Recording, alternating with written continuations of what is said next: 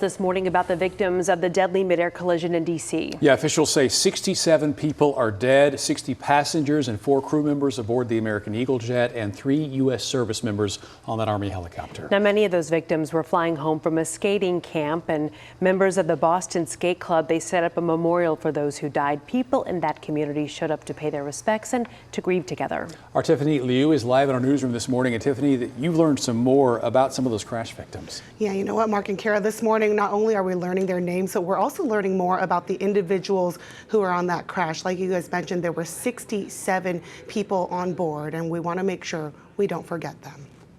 Many of the passengers were flying home from the U.S. Figure Skating National Development Camp in Wichita. There were young skaters, some who traveled with their families. Welcome to the ice, Gina Hahn. Gina Hahn was 13 with her mom, Jen. Spencer Lane was 16 with his mother, Christine.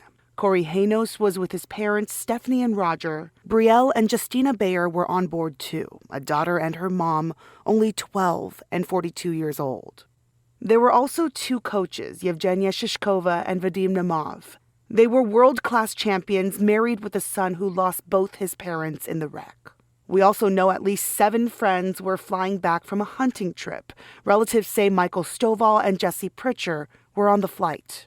A professor of Howard University named Kaya Duggins died too. Grace Maxwell, we are learning, was a college student, an engineering major at Cedarville University. Some of the crew members on the American Airlines Flight 5342 have been identified. Officer Sam Lilly was inspired by his own father to be a pilot. He was also just engaged to be married in the fall. Flight attendant Ian Epstein was a dad and a husband. There was also Officer Jonathan Campos and another flight attendant, Danesha Elder. Cadet Ryan O'Hara was one of 3 Army soldiers on the helicopter. He is survived by his wife and 1-year-old son. Now, as we learn what happened in the crash, it is also so important to remember the people who are on board and now so many of their loved ones who are grieving. Kara, let's send it back to you. It is a tough